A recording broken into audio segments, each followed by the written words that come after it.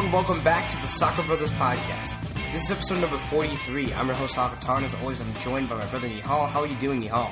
I'm doing really well, man. It was a busy weekend in the soccer world. We had a lot of MLS action. We, of course, had all the cup winners, Bayern Munich in Germany, PSG in France, Manchester United with the FA Cup, Barcelona, and Juventus. So pretty predictable, except for maybe Manchester United. We still predicted them to beat Palace, but... Yeah, of course. Yeah. We're not going to talk about any of that stuff. We are going to talk about the U.S. men's national team 3-1 win versus Puerto Rico. We're also going to talk about the 23-man roster, which might be the 23-man roster for the Copa America, which might be the most important news in terms of American soccer that came out this weekend. Before we do get into the soccer, though, let's talk about Ambitious Strike, a wonderful clothing apparel company, a soccer-themed clothing apparel company. Go check out their website, ambitiousstrike.com, AMBITIOUSSTRYK.com. The link to that is always in the description. And make sure to use the code BROTHERS at checkout for a 15% discount. Yes, they've got great clothes. You should definitely go check them out. Yep. All right, so, soccer. Soccer. Yeah. That was a great show. They should have brought that back for the... Well, I guess they're not going to have... If you don't know what we're referring to, it's the March to the World Cup that Roger Bennett did when he was a part of ESPN leading up to the 2014 World Cup. Very, very interesting. I think all those clips are on YouTube somewhere. It's a great show. Yeah. Especially if you're a U.S. fan. Yeah, we got an inside look at some of what Klinsmann did. And it was especially Landon Donovan. I think that's what he said on that show, right? Like, I'm not a lock. Like, right. There was a lot of drama. There was. It's pretty cool. The drama wasn't cool, but it made for interesting. It was like intense. Yeah. I don't know. Okay, yeah, but Manchester United fired their manager Louis van Gaal after 2 years of being a Manchester United coach. He was on a 3-year contract, and now they look to take over that position with Jose Mourinho, the former Chelsea man. Yeah, and, it's been a really, really disappointing 2 years. This year especially. Of course, they won the FA Cup, which was good for them. There was a couple of bright spots in Anthony Martial, Marcus Rashford, Jesse Lingard, who scored the game-winning goal in the FA Cup. But other than that, they finished 5th in the league, level on points, but with a lower goal differential than Manchester City. So they won't be participating in the Champions League next year, which is always a failure for Manchester United. I kind of feel bad for Van Gaal because Mourinho was always going to be the guy pretty much the minute he got fired from Chelsea. And, there are rumors that Manchester United paid Jose Mourinho £4 million to not talk to other clubs. This has sort of been in the works for months now, and you feel bad for Van Gaal because we all knew, right? We all knew this was going to happen, and to me, it just feels very, very disrespectful to the current manager. And furthermore, we've seen it quite a bit lately. Manchester City announced that their next manager would be Pep Guardiola, like halfway through the season. Even though Manuel Pellegrini was still doing well in the Champions League, not so great in the league, but it's just interesting. That's always interesting to me. Ultimately, I think he was the right decision. I don't think what he was doing is working out. Jose Mourinho can get into the team. Probably is going to sell a lot of players, including someone like Juan Mata, who he sold at Chelsea, obviously, and bring in some players from Chelsea, bring in some players he wants to work with, and hopefully for Manchester United, build something there, and can bring him back to their former glory. Yeah, on Van Gaal, he did really produce some beautiful soccer with the Netherlands. Like that was a fun team to watch. It's debatable. It was a fun team to watch, maybe because of the drama that did the matches there, but their matches against Argentina and Costa Rica were awful. Okay, yeah, those were just awful on both sides. Yeah. Okay. Against Chile, in the group stage. Yeah, in the group stage, and against Mexico. But I think I agree with the decision. They should have Champions League ambitions, and we saw the same kind of thing about David De Gea bailing them out in some matches. It's crazy to think that they could have sold him. Yeah. They're about to Real Madrid at the end of this window. That might not have. Keylor Navas is killing it, and he would have been coming the other way. So they would have made some money and gotten a world-class keeper. So, David De Gea is the best keeper in the Premier League, no question about it. And, it'll be interesting to see what happens now if he stays, because Jose Mourinho is coming in. I think it's a possibility. You'd have to think Real Madrid are a little less eager to take on another huge salary in David De Gea when they have a keeper like Keylor Navas, who really has bailed them out, Real Madrid, this season. But, I'm excited to see what they do going forward. There's a lot of great managers in the Premier League right now. A lot of great teams with very, very deep rosters. Of course, the top teams do not compete with the likes of Barcelona, Bayern Munich, and Real Madrid. But from first to seventh, West Ham is in seventh, and they have players like Dimitri Payet, Michael Antonio. These guys are good players, and, they just sent in a bid for Alexandre Lacazette. Probably not going to get him, but there's so much money in the Premier League next year. It's going to be very, very exciting to see what happens. Yeah. Well, did you think this year the Premier League was really exciting? Of course. I mean, Leicester City won. Yeah. Okay. Tottenham finished overall, but do you think the quality of play was very high? Yeah, I think so. I think as an Everton fan, it was a tough season. Every team came out to play. Yeah, every team did come out to play, except for Aston Villa. But, besides Aston Villa, every team came out to play. It was exciting. The relegation race was exciting at the end. And, hopefully it continues. Hopefully next year we get a new winner, like Everton. Yeah, hopefully. All right. Why don't we move over to MLS? We're not going to cover every game in MLS from the weekend, but we have two in mind that we're going to talk about here. Yeah, we know it was Heineken rivalry week, but we can't cover every match just because, we want to talk about the U.S. men's national team. Right. But very, very exciting week. A lot happened. Yeah, definitely. And we're going to start off with the New York Derby, where we saw the Red Bulls beat NYCFC 7-0 in Yankee Stadium. 7-0. Yeah, and now the Red Bulls continue their perfect record against NYCFC. I don't think there's any question what color New York is right now. Completely red. Even though NYCFC is ahead in the table? I mean, not that really. Fair enough. I mean, but when these two teams are playing in the playoffs, I would take the Red Bulls any day. Oh, definitely.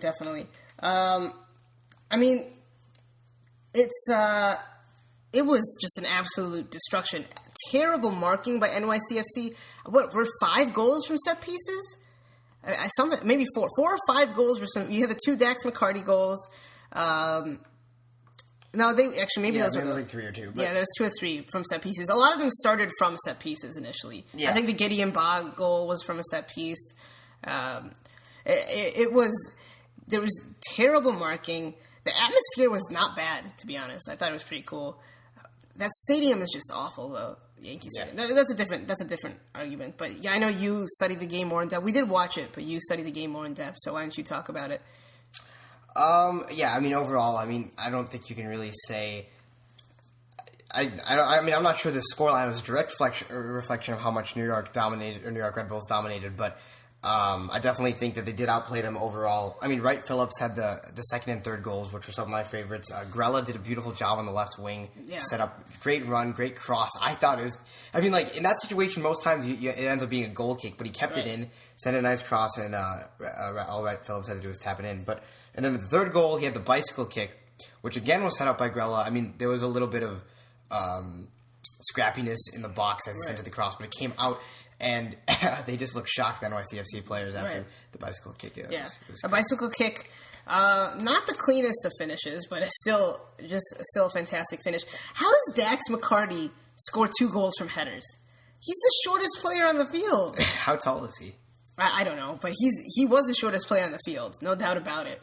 Definitely shorter than whoever was marking him. RJ Allen had that great pass last week, and Mike Grella had an absolute day against him. I don't know how Iraola is not starting for NYCFC. I really don't understand it. Yeah. But, it's not all doom and gloom for NYCFC. Of course, this result is going to sting. They still are second in the East. They're ahead of New York Red Bulls. And, they've been playing extremely well up until this point. They can't, you got to just move on from this match. Yeah. They got to push it aside. They still, I think this game, I mean, even for the fans, in this case it was very significant for the New York Red Bulls, but I think for the fans it is more important to the Red Bulls because, I mean, I guess it's hard being a New York Red Bulls fan now, or it was been hard through this whole transition of, this expansion team coming into your city or whatever, and I think it's the fans like to, say we're still here. No, definitely. And honestly, I think at the end of the season, the Red Bulls finish ahead of New York City FC. I think they're the better team. But going back to Mike Grella, he's been a revelation, a little bit of a journeyman. He played at Bury, Brentford, Carolina Railhawks, for a little while before coming to New York. And, he has 13 goals and 45 appearances for the Red Bulls in MLS. From the wing, that's pretty good. And he just creates so much. He's been an absolute revelation for them. It'll be interesting to see if he gets a call into January camp. He's only 20, he is 29 years old. But the World Cup's only 2 years away now, so he'll be 31. Yeah. And then, Bradley Wright Phillips continues to play well. But as I was saying, Frank Lampard is coming back into fitness. Tommy McNamara has been playing well. Andrea Pirlo seems to have adjusted a little bit better. They got to sort out the defense there in NYCFC. But, David Villa is on form. So they still have a lot of positives. They just have to shake this match. I don't think there's anything you can take away from this, except maybe Iraola starts over RJ Allen. I definitely think that could have helped contain Grella in this game. Right. I mean, Iraola is a class player, but you see the goals that the Red Bulls scored. There were so many blue shirts around those players. A lot of those goals shouldn't have occurred, especially the set piece goals. But they got to sort that out. I'm sure Patrick Vieira will do what he needs to do and sort it out. Moving over to Colorado at Seattle, they played in CenturyLink on Saturday. It was the primetime game during the night, and Colorado ended up coming up with a 1-0 win on the road. Sjøberg was the goal scorer. He was assisted by Mark Birch off the corner kick. Nice clean header, took a bounce and went into the left corner. Axel Sjøberg, 6'7", that man is. Yeah. 6'7". I mean, he's been very, very good this season. The entire team, Colorado has 27 points and are winning the Supporter Shield race, first in the West. This far into the season, between 11 and 14 matches, the top team in the West is Colorado. The top team in the East is Philadelphia. Yeah, and I think they're both in the bottom two. Yeah, they were maybe Chicago. I think was the. Yeah, then it wasn't Colorado. Oh, I don't know. Oh, no, Colorado. No. I think it's just ridiculous. Colorado, a great win. Seattle still hasn't really been playing well. Jordan Morris has been. This is he had that run of 4 goals in a row snapped this weekend. So, I'm sure he'll get back to form. I'm sure he has a chip on his shoulder now because he wasn't called into the 23. But just a great win in CenturyLink Field for the Colorado Rapids, and they continue to play well. I'm still sticking with Real Salt Lake, who have 20 points from 11 matches this year, but to win the league, that is. Colorado do have a better points per game ratio, but really, I don't know how much longer Colorado can keep this up. Maybe they can. They have the likes of Jermaine Jones. They have Gashi. They have Tim Howard coming in. Oh yeah. I just feel as if LA Galaxy is the more talented team. If they get Sebastian Lecce on the field, he should be starting. I think that front three, for RSL is too good. We'll see. I think we'll see Lecce during Copa America. Because of Zardes is gone. Yeah, because of Zardes. Yeah, fair. Speaking of, going over to Seattle, I think in this game, they really could have drawn or won the game. I mean, there was a lot of chances for Dempsey, and it wasn't even his fault. There was an amazing goal line clearance in the 71st minute by Mark Birch. Yeah. I don't know if it was amazing. It wasn't amazing. Yeah. But that's what happens when you put a man on the post on set pieces. That's what happens. Yeah. Okay. It wasn't amazing, but it was amazing to me how much it felt like Dempsey should have scored in this game. Well, that's what I don't want to sound too much like Steve Nicol here, but you got to put men on the post. It works. Yeah, no, I agree. Seattle ended up with 66% possession. They had 17 shots, and I think Colorado had 11 or 10. So, watching the game, I definitely think that they had their fair share of chances. Right. It looks like Dempsey did get, scoring opportunities in the number 10. I don't think they should give up really on this formation yet. No, I don't think so. I think Jordan Morris is most effective as a striker. Yeah. And that much is evident.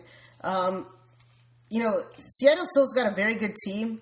They got to figure it out. You have Andy Kovar and Eric Freeberg starting, or Aaron Kovar, excuse me.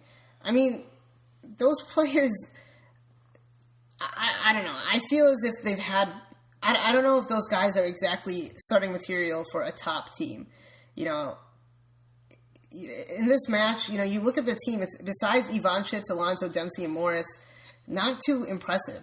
Brad Evans, they continue to play Brad Evans at center back, which he's done okay, to his credit. But that's clearly not his best position. No. His best position is in the center of midfield or out wide, or maybe fullback. But I think center midfield is his best position. And then you look at Colorado in this match; they didn't even have Gashi, who's been playing very, very well.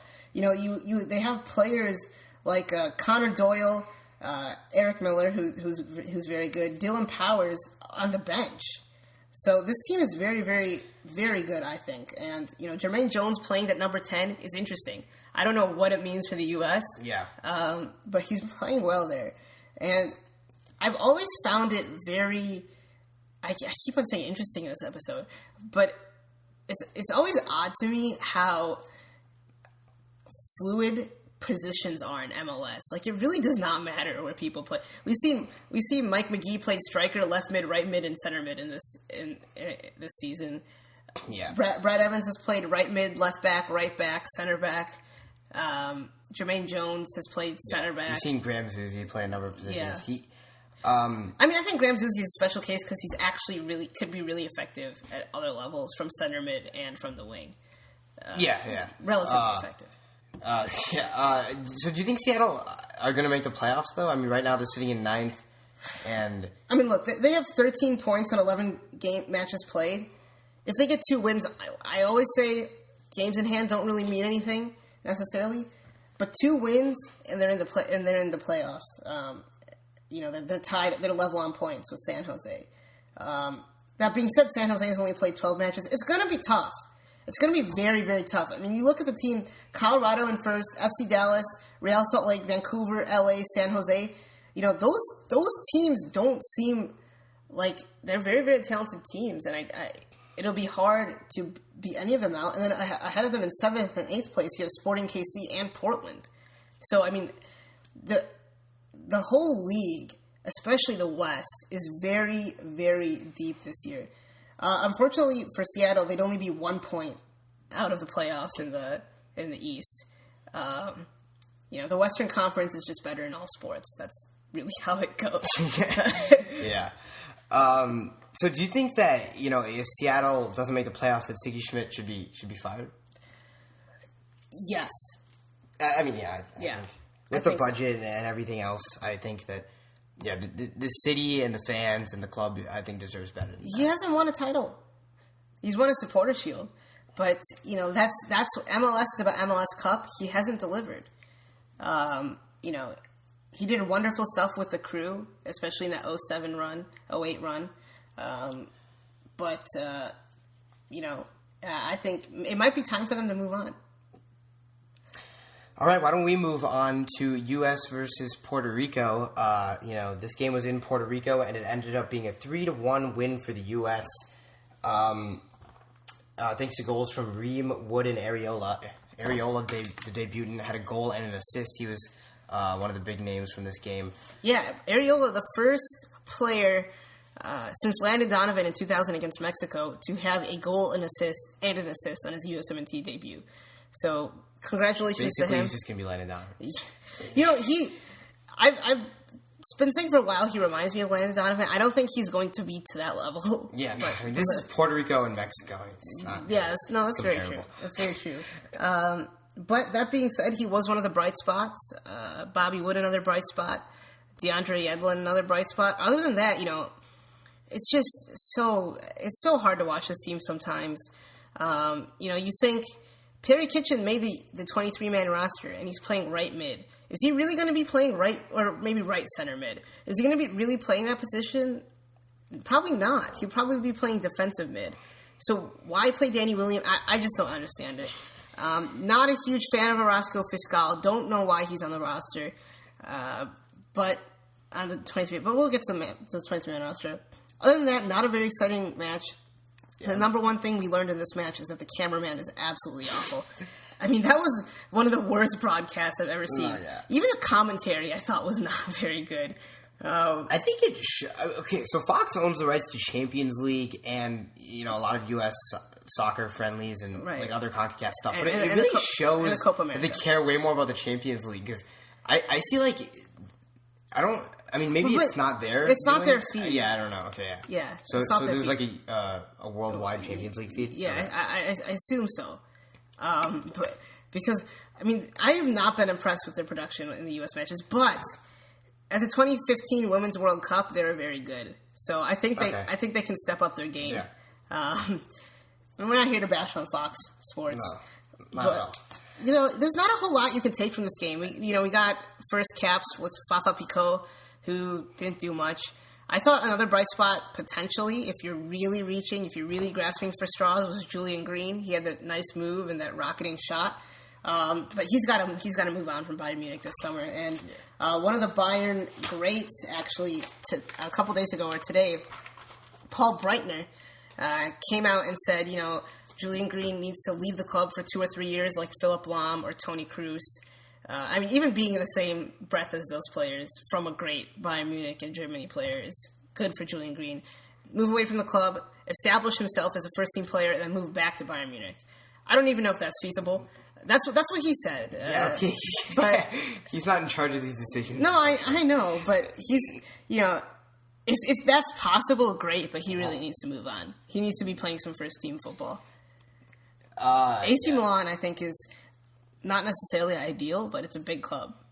Yeah, he's linked with them right now. I think that would be pretty exciting. I don't know. I don't know if he would play, actually. Maybe he'll come to Everton. I'd be okay with that. But I thought Bobby Wood in the 34th minute scored a pretty nice goal. I thought maybe there was a foul on the play leading up to that counterattack from the U.S. But there was an advantage. No, after that. Yeah, I don't know.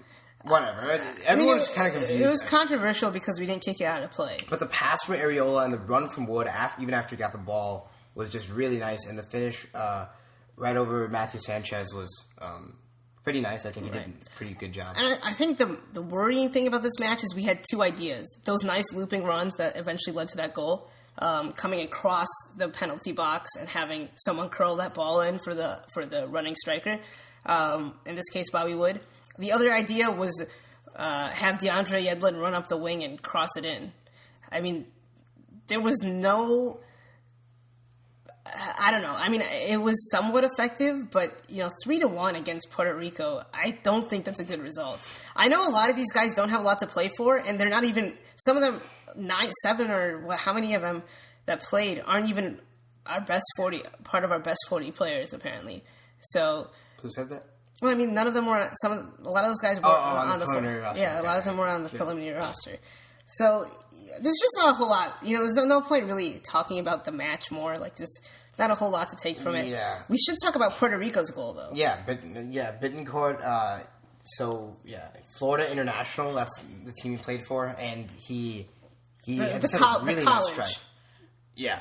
The university. Right. Not to be confused with that he's playing NASL or anything like that. He put a really nice strike past Guzan into the top right corner. I don't know. I think Tim Ream had the throw in, and there was no one could really get the ball. So then it was off that failed throw in, and then there was they strung a couple passes together, and it was a nice shot outside the box. Yeah, it was a wonderful, wonderful shot. It's funny, I think, Ivis Galarsep, he tweeted, this is the exact tweet, there's something amazing about a Conference USA striker scoring a golazo on a Bundesliga defender and a Premier League goalkeeper. And it just kind of put that into perspective. And it's a college kid. And to, come out, get him into the U.S. national team setup. I assume he's a U.S. citizen. No, I'm joking. Yeah. I'm joking. Yeah, great goal. Great moment for Puerto Rico. And they had a chance to tie it up with another volley that went just wide of the post in the second half. they played well. Yeah. I would just like to move on from this game. Yeah, it wasn't very good. It wasn't very exciting. Bobby Wood, though, his 5th goal for the U.S. men's national team. So, yeah, it was a good goal. It was a good goal too. I think there was a question about what his position should really be for the U.S., but now it's got to be striker. Yeah. But I think Dempsey might play there, and Bobby Wood will play on the left side in a 4-3-3. But basically, what you're saying with a healthy U.S. men's national team, we're not starting Bobby Wood. No. I think we should. 2 strikers. I think he should start over Josie Altidore any day of the week.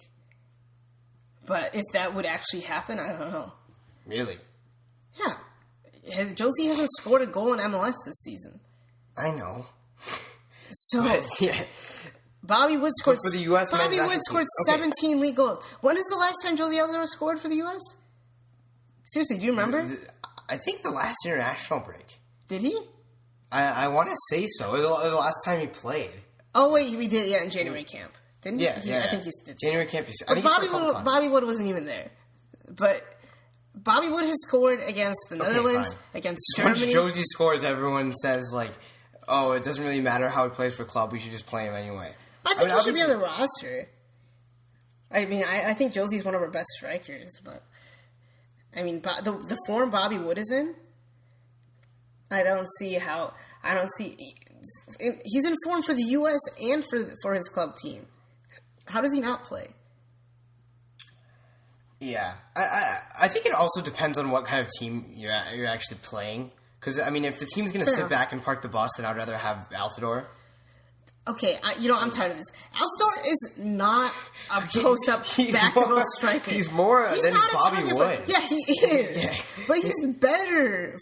The best scoring run of his life was for Azad Alkmaar when he could play with the ball at his feet. He played left wing some matches. That's where he's the best. When his front's to go, he's not that big. Like, he's built. He's not that tall.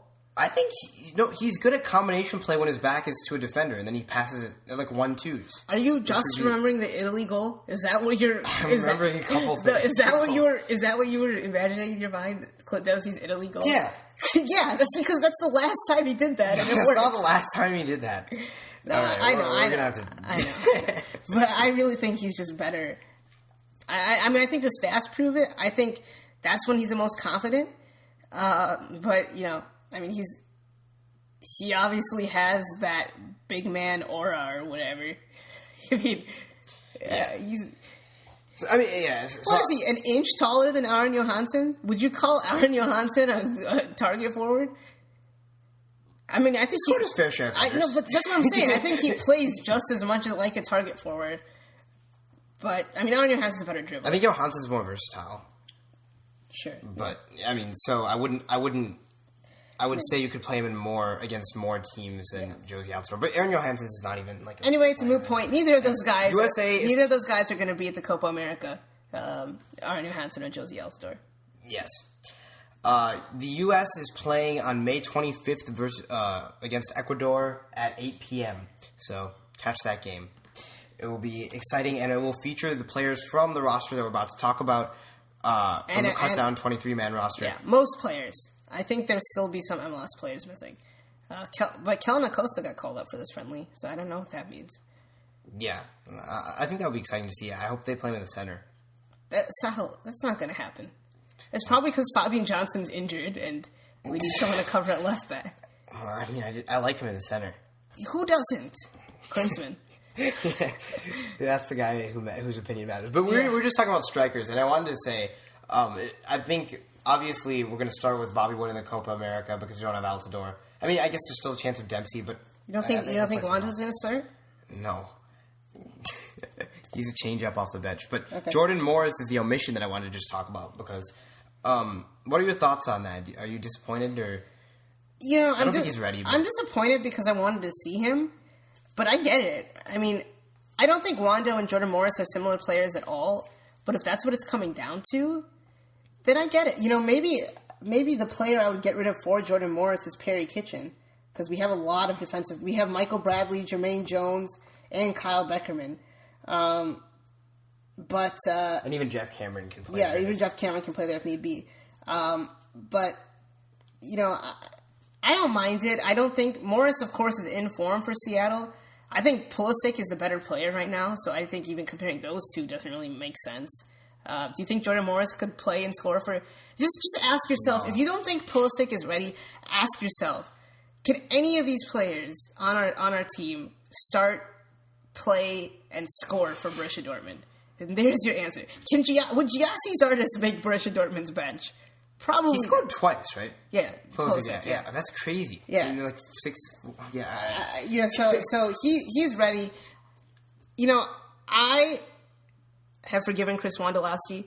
I'm excited for him. I just feel like Klinsmann should have been on this earlier, though. I'm excited for Chris Wondolowski. I think he's going to score a goal. I think he's going to redeem himself. I really hope he does, because he's a hard worker. He's been such a good scorer for San Jose for many, many years. I was a little worried watching him play against LA this weekend because he missed 3 pretty good chances. But, one was saved, one was off the bar, was also saved. The other one he just missed. But Wondolowski's in form, man. He's playing really, really well this year. And, he's a guy who I feel like deserves this opportunity. I've forgiven him. It's not fair to hold him to that one goal. No, I don't hold that one it missed either. goal. But, Wondolowski is never going to be in a position where he can start for the U.S. men's national team and just score goals, I don't think. He's always going to be that labeled poacher or whatever that we need to bring on. But sometimes you need that. No, and I know that's fine, but, there shouldn't... it is what it is. There's nothing really more to say about Wondolowski. I think people are outraged because they're strictly anti-Klinsmann. And I am no fan of Jurgen Klinsmann. You know that. But this roster... there's a couple of players I'd like to see there, like Alfredo Morales, Lee Win. Why don't we wait to see how they're organized to get frustrated? Right. This roster, you can't say really that there's anyone there who does not deserve to be there. Michael Orozco. Michael Orozco, maybe. Maybe that's the one. That one. Right. Maybe that's the one. And Giassi has never really impressed me for the national team, but I've expected it. That's the other thing. We've come to expect it. But Giassi Zardes is not... he's going to start. He's going to be on the same field as James Rodriguez and Juan Cuadrado on the other side of the pitch. I don't get it. I really hope he doesn't start. Yeah, I don't. I hope it's Bobby Wood and Christian Pulisic in a 4-3-3. Yeah, if Zardes starts over Pulisic, then I'm going to be very mad. I think looking at this roster, I think Darlington Nagbe's a wide player here. Zuzi, Zardes, Pulisic, Nagbe, who's wearing the number 10. I'm excited to see that. And Bedoya are the wide players. Maybe Clint Dempsey, who's played there before. But a lot of versatility in the roster. Is there anyone that you think should have been there that did not make this roster? I wouldn't have been surprised if Diskerud made it. But he does not deserve it. Yeah, I don't think he deserves it, based on how he's been playing MLS and everything else. No one is talking about Alfredo Morales. This is a guy who's starting and playing consistently for a mid-table Bundesliga team. A lot of people are upset about Timmy Chandler. Timmy Chandler, by the way, suffered an injury in the relegation playoff, which Frankfurt won, but it looks like he'll be fine. He still is going to report to camp on Tuesday, probably when this podcast is going up. I don't mind it. He's playing decently well. I think... who else are you going to take? Edgar Castillo? What other fullbacks were on this 40-man roster that maybe... who else? Yeah. Tim Ream? Is Tim Ream really better than Timmy Chandler? I think the case can be made. No, I don't think so. There's a reason why Timmy Chandler is playing in the Bundesliga and Tim Ream is playing in the Championship. You can look at it like that, I guess. But, I think... sorry, go ahead. Tim Ream has kept a consistent role playing week in and week out for this. That's fair. Granted, he's at a lower level of play, but that's fair. Still. I think, Timmy Chandler, there's only... How many fullbacks are there on this roster? Jeff Cameron can play fullback. Timmy Chandler, Fabian Johnson, and DeAndre Yedlin. Orozco and Birnbaum actually can also play fullback. But really the only left-footed defenders are Matt Beasler and John Brooks. And I think the only other left-footed player on the team is Brad Guzan. I would not be surprised if at some point in this tournament, Matt Beazer is playing left back. I really think that's going to happen. Good. But if you look at a potential backline of DeAndre Yedlin, Jeff Cameron, John Brooks, and Fabian Johnson, I think that's a great back line. I think it's the best back line we've fielded in years. Yeah. I mean, I can agree with that. I think so. I'm excited about that. Nothing concerns me too much about the back line too much. Maybe Michael Orozco. Yeah, I mean, I feel like he could start. I hope he doesn't.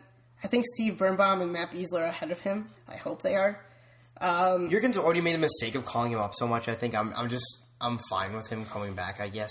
Same thing with Zardes, kind of.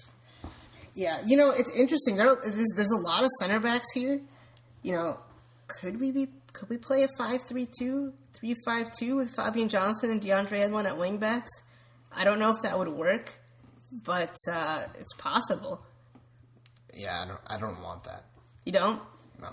John Brooks, Matt Beasler, and Jeff Cameron?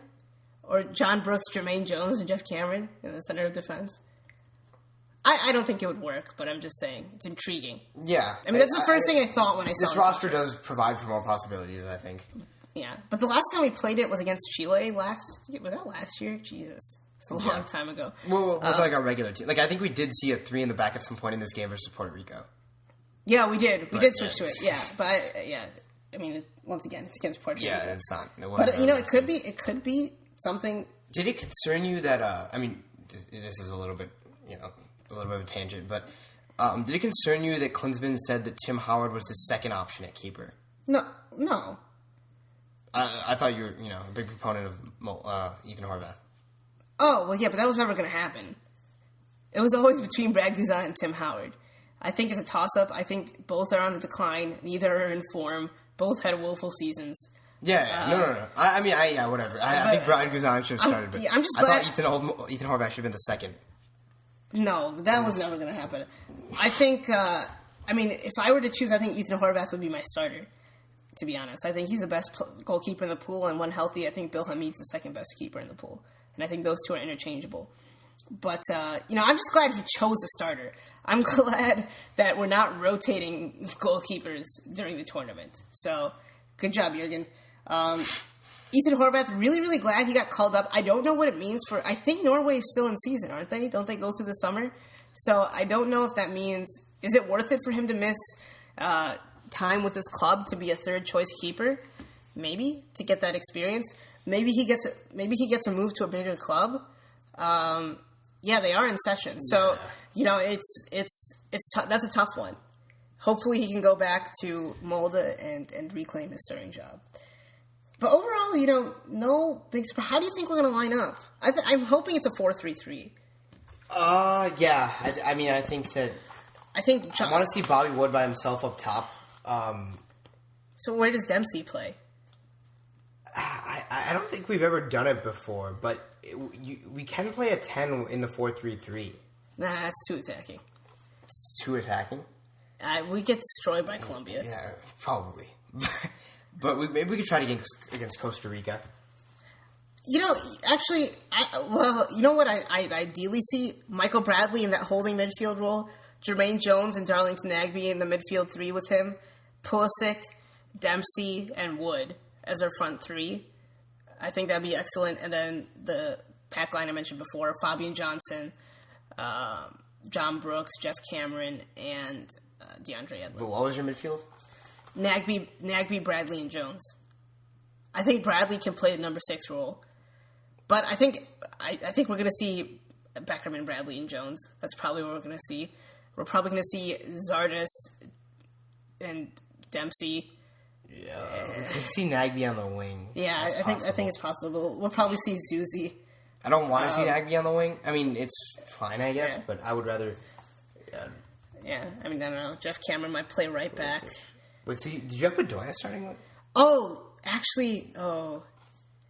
Yeah, I don't know. Bedoya probably should start. Well, this is good, man. I'm feeling better now. Yeah, because we're having a conversation. Yeah, I'm feeling better now. I don't think Pulisic is going to start realistically. So Zardes has to start, right? Maybe not every match. No, but I don't want him to, but he probably will. Yeah. Anyway, let us know what you guys think about the roster. Email us at SoccerBrothersPodcast@gmail.com. Leave a comment on SoundCloud. Let us know what you guys think. Maybe we'll have a poll on Twitter a little bit later. Sahil's working on his starting lineup right now over here. This is just an idea. So, I mean, you could play a 4-1-2-1-2, but, I mean, Bradley... So where does Bradley play? Out wide? Like, right... I mean, it's kind of a flexible... Like, Nagby's playing more out wide than Bradley would be. See, that works in FIFA. I don't think it's going to work in real life, that formation. Well, we've seen, like, Bedoya play a type of center mid where he pinches out wide. Same with... We've seen... But I think for that to work... the same way a winger can play, like, more centrally. Yeah, but I think Bedoya would play out wide and Bradley would be the number 10.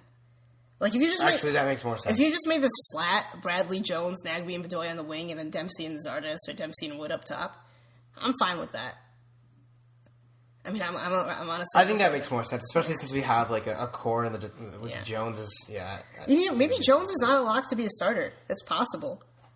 You just said Beckerman. I think that could definitely happen. But I think we are going to play with a 6. I think so, too. I hope Bradley is the 6, though. That is my hope for this tournament. Yeah. We'll see what happens on Wednesday.